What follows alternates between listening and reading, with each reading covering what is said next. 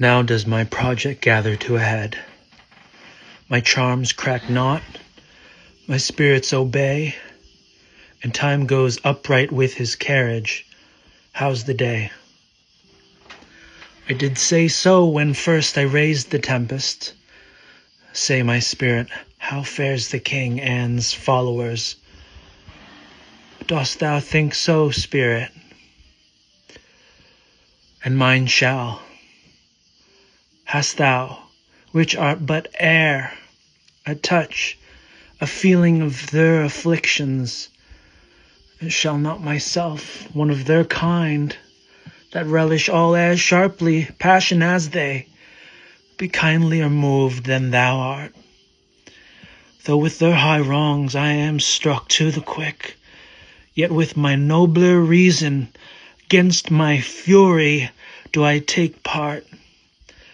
The rarer action is in virtue than in vengeance.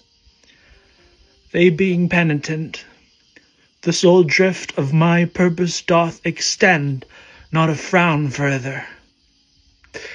Go release them, Ariel.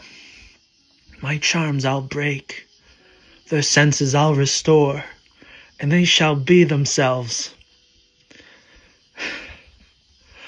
Ye elves of hills, brooks, standing lakes, and groves, and you that on the sands with printless foot do chase the ebbing Neptune, and do fly him when he comes back, you demi-puppets that by moonshine do the green sour ringlets make, whereof the ewe not bites, and you whose pastime is to make midnight mushrooms that rejoice to hear the solemn curfew, by whose aid, weak masters though ye be, I have bedimmed the noontide sun, called forth the mutinous winds, and twixt the green sea and the azured vault set roaring war.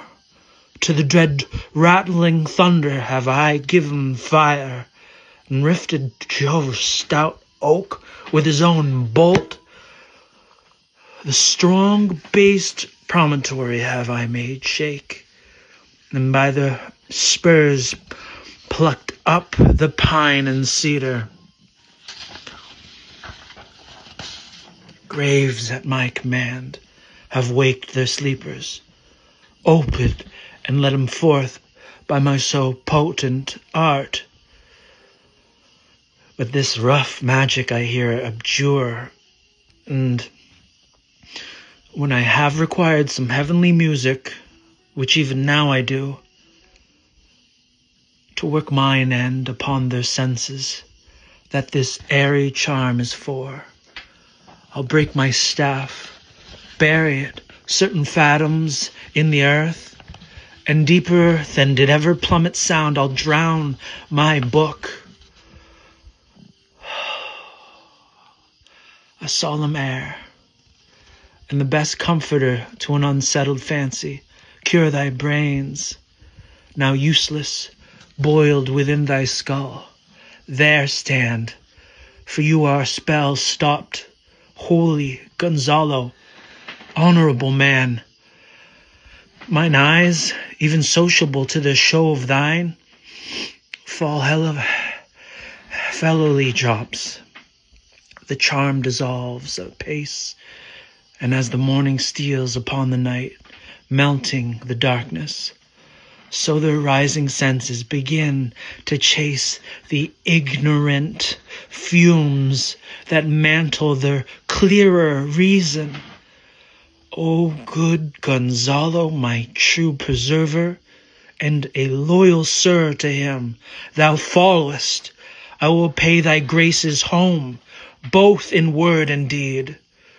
Most cruelly didst thou, Alonso, use me and my daughter. Thy brother was a further in the act. Thou art pinched for to now, Sebastian, flesh and blood, you, brother mine, that entertained ambition, expelled remorse and nature, whom with Sebastian, whose inward pinches therefore are most strong, would have killed your king. I do forgive thee, unnatural though thou art. Their understanding begins to swell, and the approaching tide will shortly fill the reasonable shore that now lies foul and muddy. Not one of them that yet looks on me or would know me.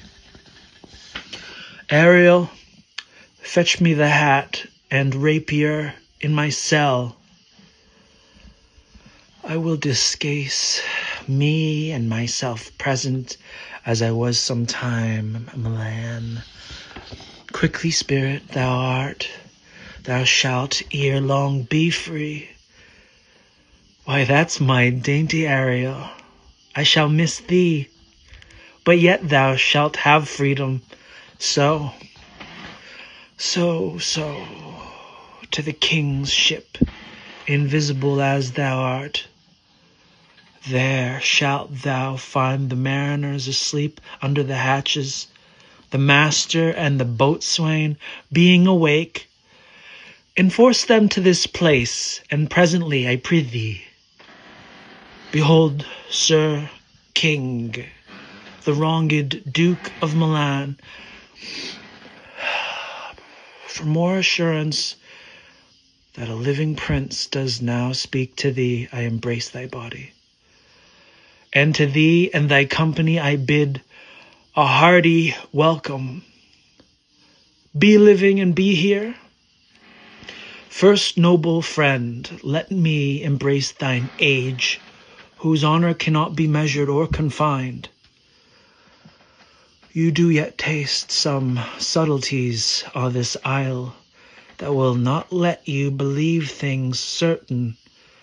Welcome, my friends, all.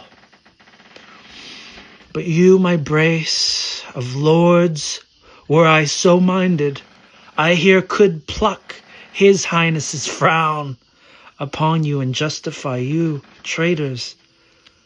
At this time I will tell no tales.